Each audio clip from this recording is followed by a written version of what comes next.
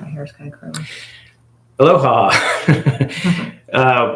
Brought Amber in for episode 3 on family resiliency. We're talking through kind of practical lessons learned of our time in the Army, in and out of command, and just how we've learned more about Army resources available to build family resiliency and strength during struggles that any soldier could face. We'll also talk about, obviously, what challenges we face as a family as well, and then in this current fight with cancer. So I'm going to let Amber talk about family and family readiness groups and what she's learned since we got married in 2006, just before I went into company command the following year, and then all the subsequent positions and multiple deployments since then. And then I'll close it out with just kind of lessons learned for junior leaders as they look at potential ways they can help build resiliency, know their soldiers, and understand resources, even if it's not a challenge they may have faced personally as a leader. So I'll turn it over to you. Okay. So we've been doing this for almost 20 years. And when we first got married, I knew absolutely nothing about being a military spouse. And my favorite phrases that I heard often were, if the Army wanted you to have a family, they would have issued you one, which I was like, well, I don't really know what that means.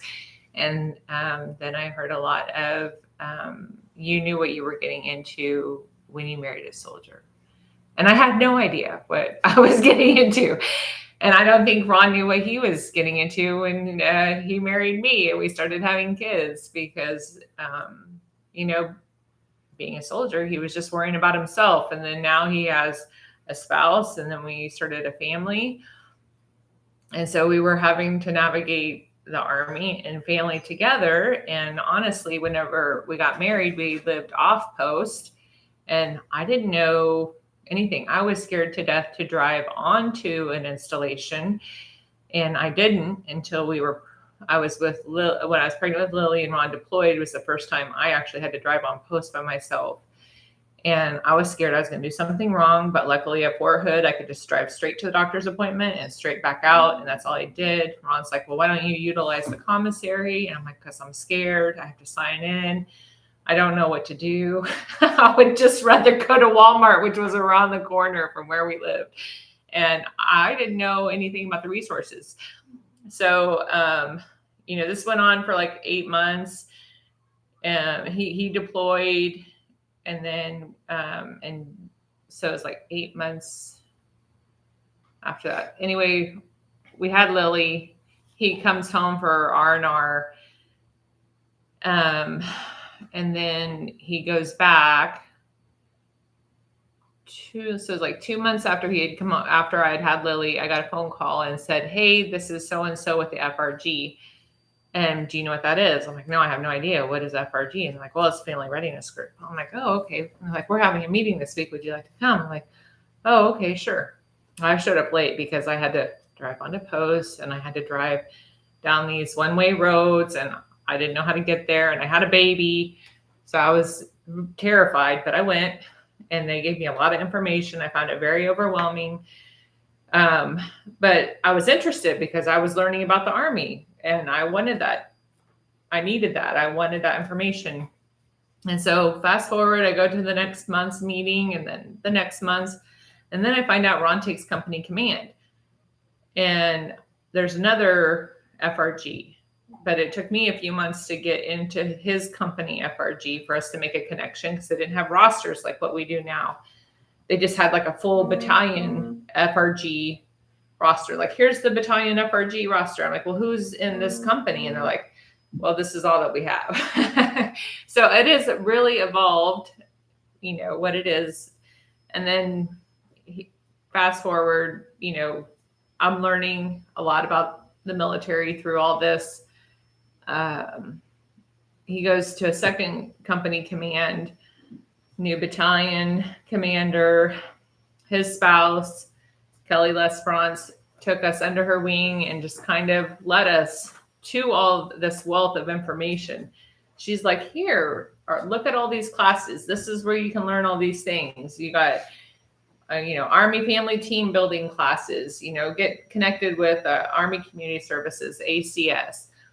And ACS is like one of the first places I would tell anybody, get yourself plugged into if you're wanting to be, active with your unit, or, just learn about Army, period. Whether it's acronyms, that its own language alone in itself. But Army Community Service, you can walk in there and you walk back out with so much information. But you can surely find stuff that will apply to you, and they are a wealth of information. But also, she pointed, we learned about Military One Source, which is like a one-stop shop. You can go to their website, you can call them. They have somebody that will pick up that phone 24/7 and answer any question you are for any installation that you're at, regardless of your service. They help dependents, active duty service members, anybody, from counseling. If you have daycare questions, they could answer tri-care questions. They have all the resources. So if you really just don't even know where to begin, don't start on Facebook.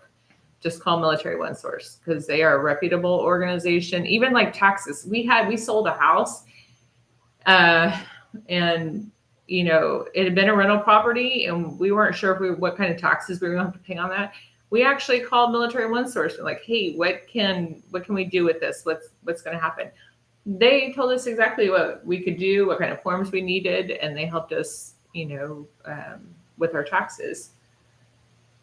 But that's Military One Source. Another thing, if you're looking to volunteer, or they also have family activities, the USO, YMCA. If you have a YMCA locally, usually they are connected with the military installation close by, especially for moms with younger kids. They usually have some kind of like childcare option. Maybe if there's like a YMCA fitness where moms can go work out and leave their kids, or give you a military discount, work out at the YMCA. They try to give you a break. And they have other resources online, depending on where you're at. Like I said, the YMCA, you can actually just look up online for your area and find out what kind of resources they have for military kids and or spouses. The Spouses Club, that is a great resource to reach out to find other spouses with like interests. It's really important to get plugged in for yourself, because you need to take care of yourself to be able to take care of your family, your kids.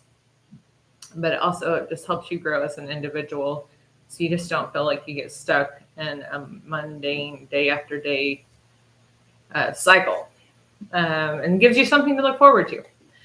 But the Spouses Club, they have like bunco, they have book clubs. Just some of them have hiking, stroller moms.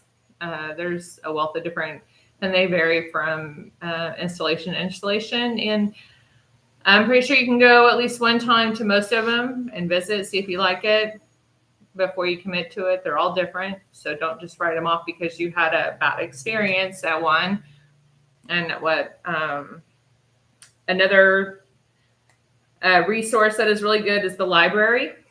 You can go to the library, especially if you have young kids.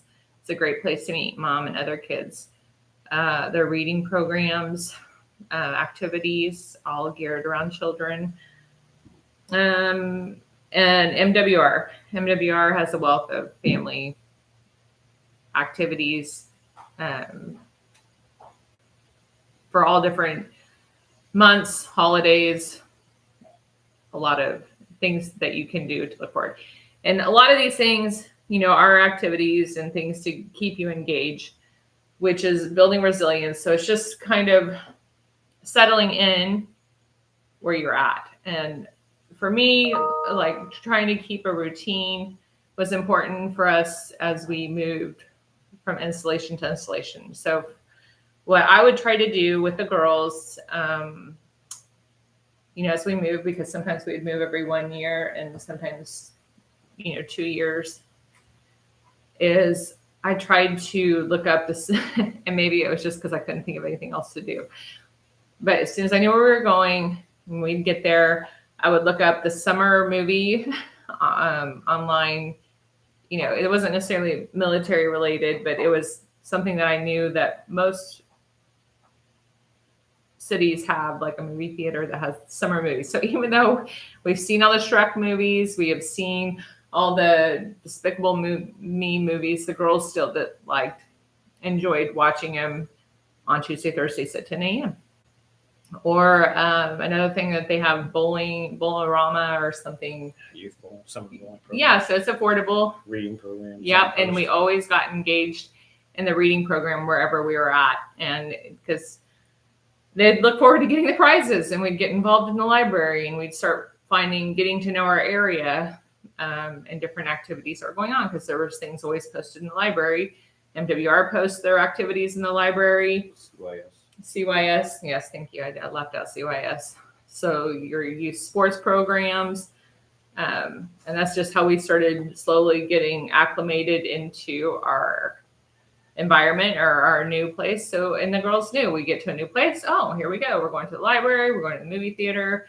And it was kind of a routine each summer, but it was kind of a normalcy also.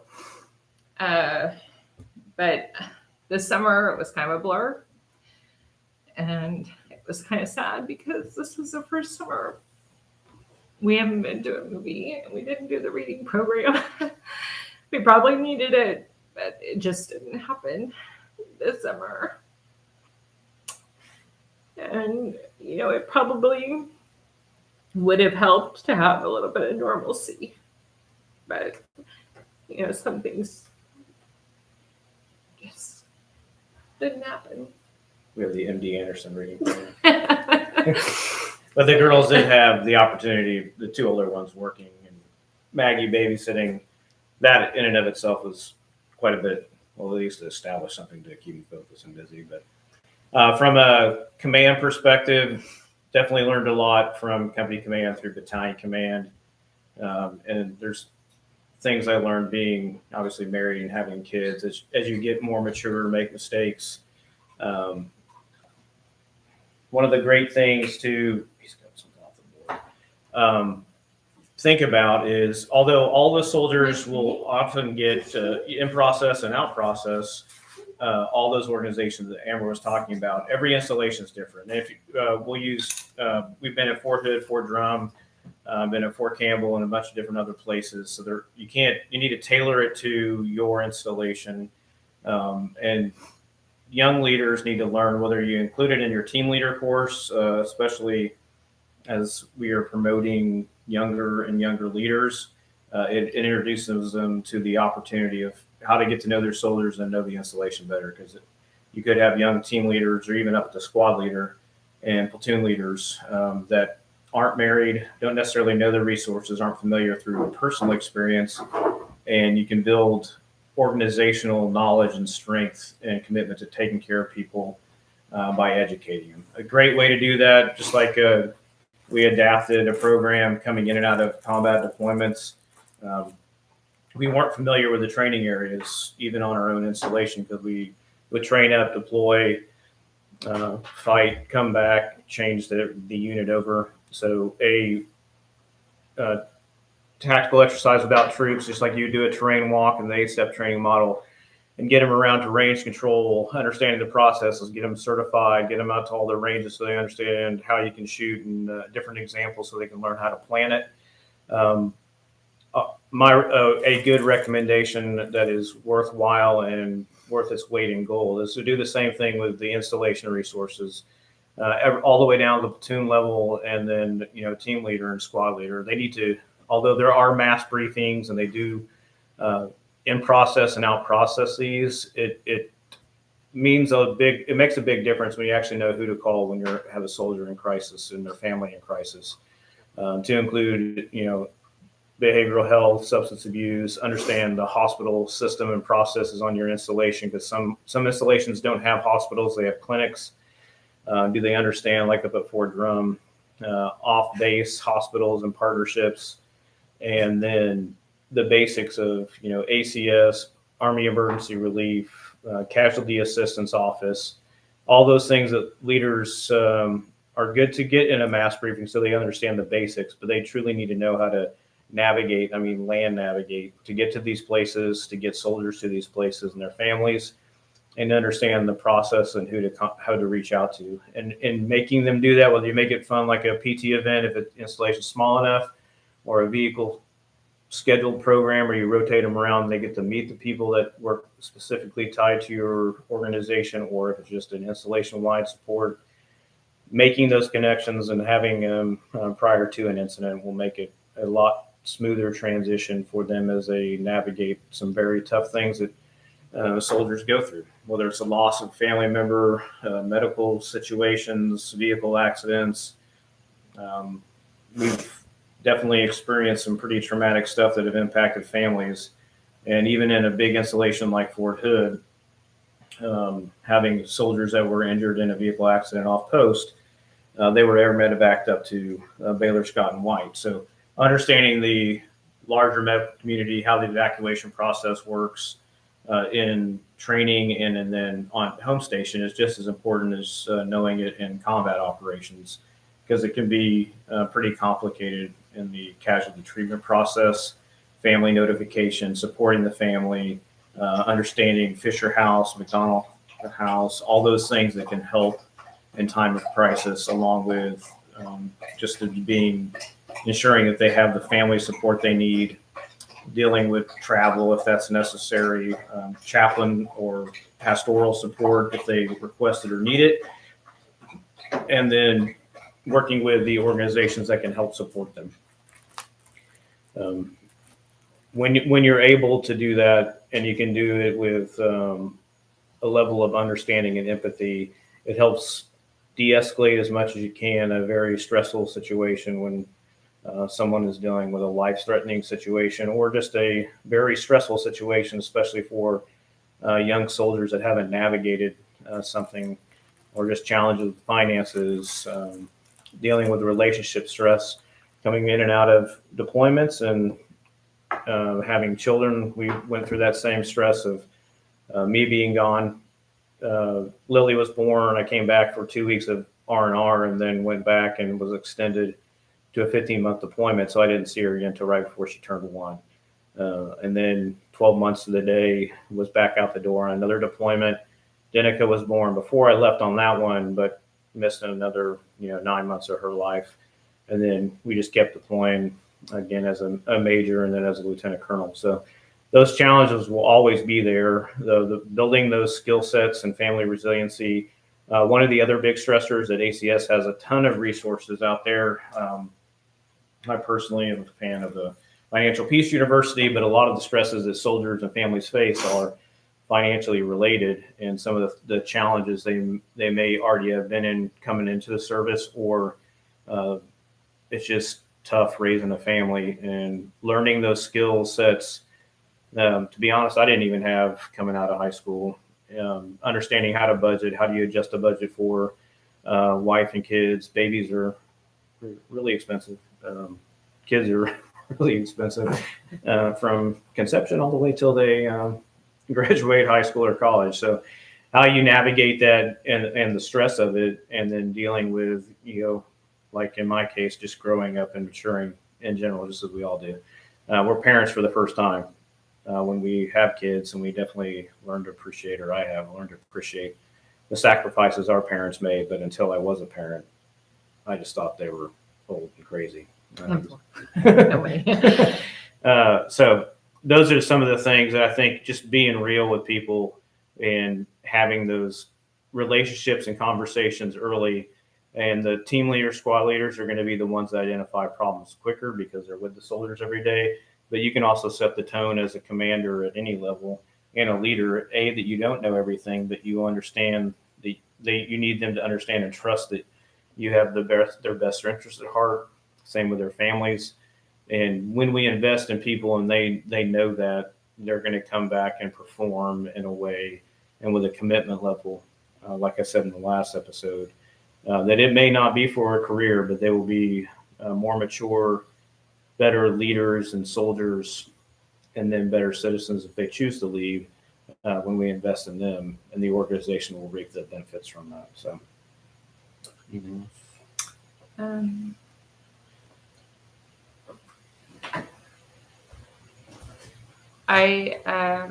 back to I was going to mention, like, as far as family resiliency as it relates to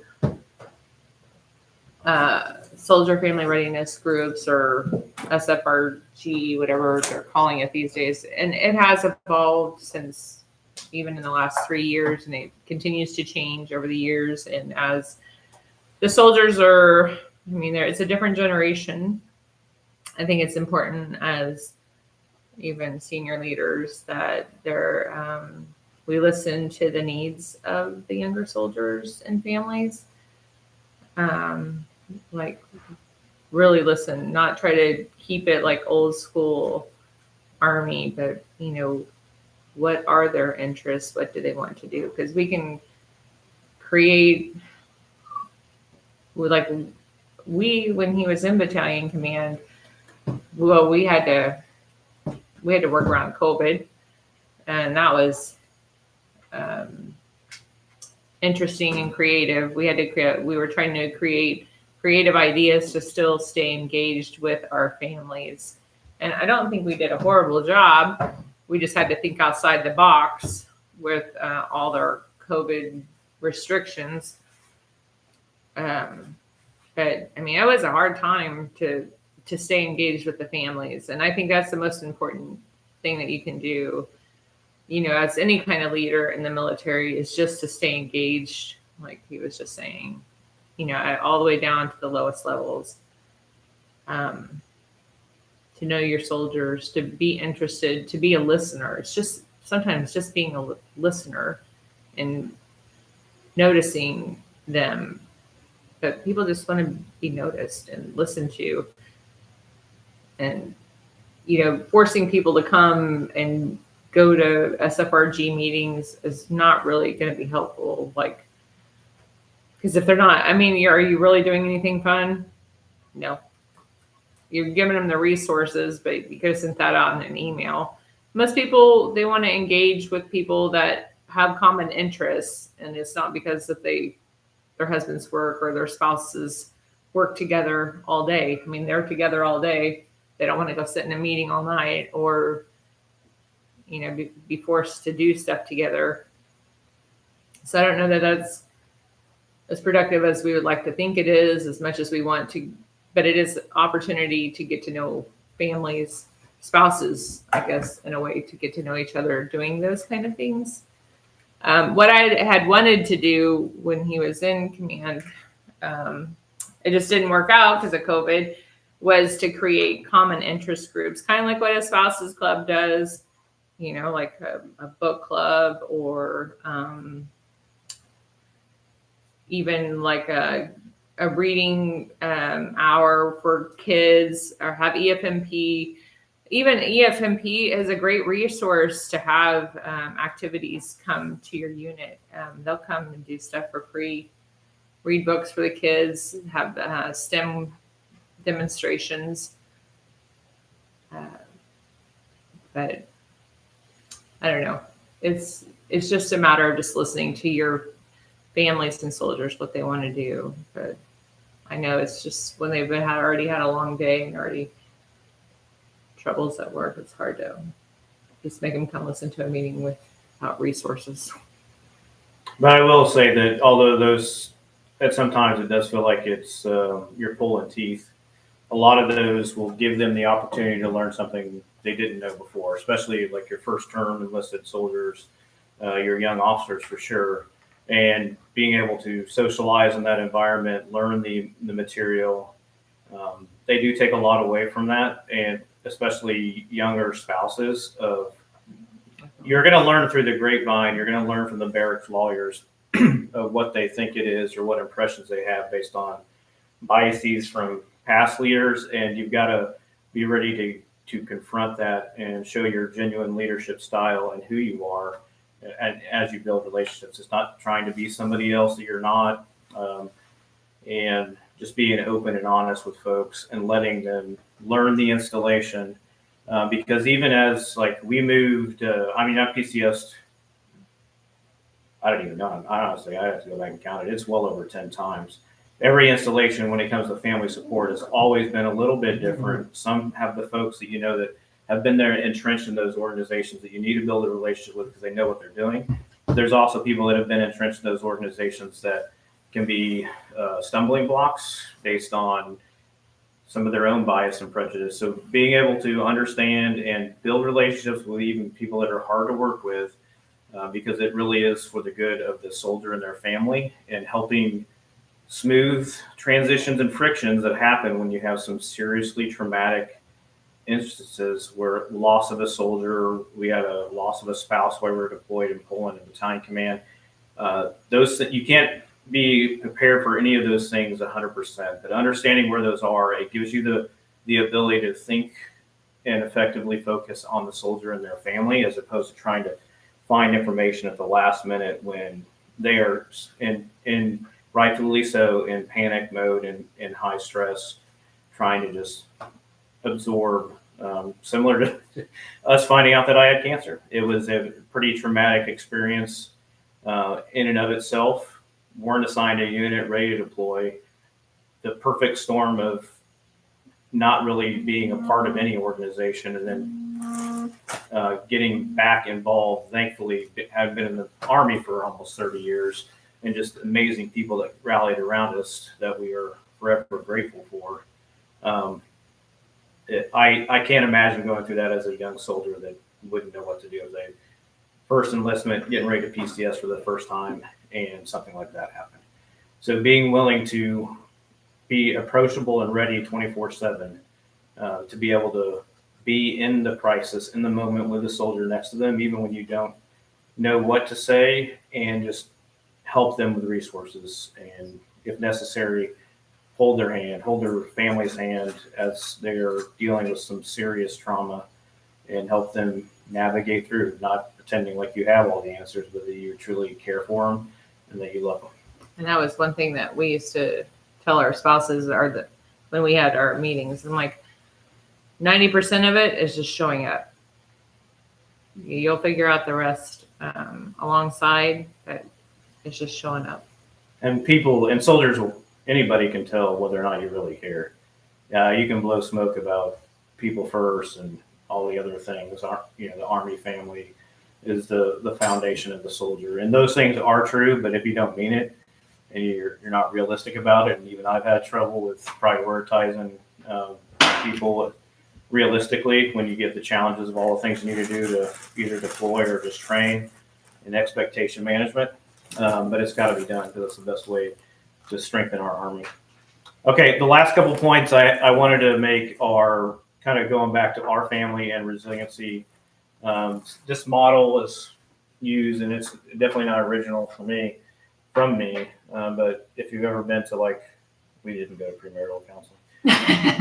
Didn't have that in Vegas. We've dealt with some challenges there. But a way to look at it from a military perspective, one of the strongest formations, especially when you don't know how the enemy is going to approach you or you're in a movement to contact, at the fire team level, is the wedge or the diamond, because you have security at 360. Obviously, you're surrounded, from a faith-based perspective, you're surrounded by God, Christ, and the Holy Spirit. They are at the center. The husband and the wife are, as they grow closer in their own walk with God, are growing closer together as you move up through the triangle. I added this on for us as a family. We're also focused on the development of the faith of our kids individually, but also as a family unit. So you could say this top triangle is the Trinity, and this is our family as we lead and follow God as He is our point man. And we face the challenges that we face in life. I think keeping that in perspective, our kids are going to learn more by what we do than what we say. And if we are truly pursuing this, and we try to model that in our own lives, obviously, when we have family meetings, now that we've added family devotions, I think is a great perspective. And just staying involved with the girls as honestly and openly as we can as we face the challenges in life, especially with cancer and the unknowns, that we've had some pretty tough conversations, and they're facing some things at a young age when it comes to death, eternity, all those things that we kind of anesthetize ourselves in this culture anyway, and we kind of avoid those conversations and just inundate ourselves with all the hobbies, things, and distract ourselves from what matters most. And when you have a diagnosis like I have, you can't avoid it because you don't know how much longer you have. And I think this model, regardless of what your family may face, if this is the focus and we keep it there all the time when the challenges come, and they will, and we aren't through them, we continue to have challenges like every day-to-day life with car problems and other things. Life doesn't stop because I have cancer. We've still got to move on.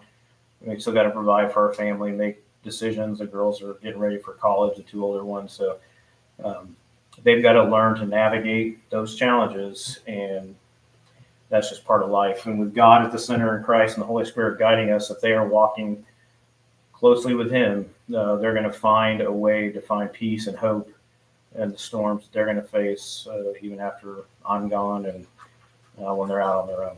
So just a way to look at it if you're from a faith-based perspective. The other aspect, I actually was listening to Max Lucado podcast the other day, and one of my favorite books it was written by Viktor Frankl, A Man's Search for Meaning. And one of the things that as he reflected on his time in Nazi prison camps as a Jew during World War II, the person's attitude was critical to whether or not they were able to survive. And he talked about the ultimate freedom, that even when everything else is stripped away, people still retain the freedom to choose their attitude toward their circumstances. And we have a responsibility to understand and find meaning in suffering. The suffering is unavoidable, certainly is in everyday life. It's definitely in the Christian life, and it talks about it throughout the Bible. But we can find meaning in it by choosing how we face it. An attitude can transform suffering into inner victory. The thing I would add to that, obviously, I think that is definitely true. And in the story and understanding my own grandfather's testimony and his time in Nazi prison camps throughout World War II, I think his faith, his resiliency, a lot of it had to do in his willingness to still see good in this world in some of the most dire circumstances that you can imagine. And the things that he faced and had to walk through. And I think that's true for everybody, myself included, and anyone else. And the one thing I would add, obviously from a faith-based perspective, that's along with choosing your attitude and how I continue to kind of coach myself through this mentally and spiritually, seeking and praying about, is that the ultimate freedom comes from God Himself. And I can choose my attitude. God's will be done in this circumstance, and as in any other circumstance in the past, especially in life-threatening situations in combat. He was always in control. He saw me through some things that I honestly, it was miraculous that I survived from childhood on. So because I will put myself on the far edge of risk. But also in this circumstance with such a rare form of cancer, and little that man can see to include the doctors. They're doing their best. But in 2 Corinthians 3:17, it says, "For the Lord is the Spirit, and wherever the Spirit of the Lord is, there is freedom." And that to me, along with choosing my attitude and focusing on Christ, what He's done, the freedom and hope I have in Him, in His resurrection, and where I know I will be when I die. The ability to take your mind and focus off the physical pain, the emotional pain, and the stress of dealing with, the 2 surgeries so far, the first round of chemo, knowing that I've got 7 more and it's only going to get worse. I think that's how I am choosing to face it, with hope and joy in the suffering, not knowing that the suffering is not going away, but my attitude and my faith can make a difference in the impact it makes on me, and hopefully on our children for sure, and anyone else that we come in contact with, to be a light and a testimony of God's strength in my continuing decline and weakness. So we live with that. I think hopefully it'll encourage you as we go forward. We'll continue to open to any topics that you might want us to discuss, but that talks through at least the Army resiliency pillars. And again, for our family, and it's definitely in a situation like this with cancer, and the odds are stacked against you. I was talking with somebody the other day. I honestly can't imagine trying to deal with this without faith and hope. It would be a hard walk, a hard road to go when you feel like you're alone. And I think as leaders, we've got to be able to walk alongside folks. And that's what God called us to do, to walk with him and then walk with others, and they can see Christ shining through us. And that's all we can do, and be there for them. Even if they're not part of our faith tradition, we're called to love and serve and be there for others. And we are hoping that this is an opportunity for us to do that in this struggle and fight, and sharing what we're going through, because it isn't all sunshine and rainbows for sure. Lots of tears and some pretty rough prayer sessions, to be honest, but God can handle it, and we are just taking it one day at a time. All right, Loa. Where are your children? I think they can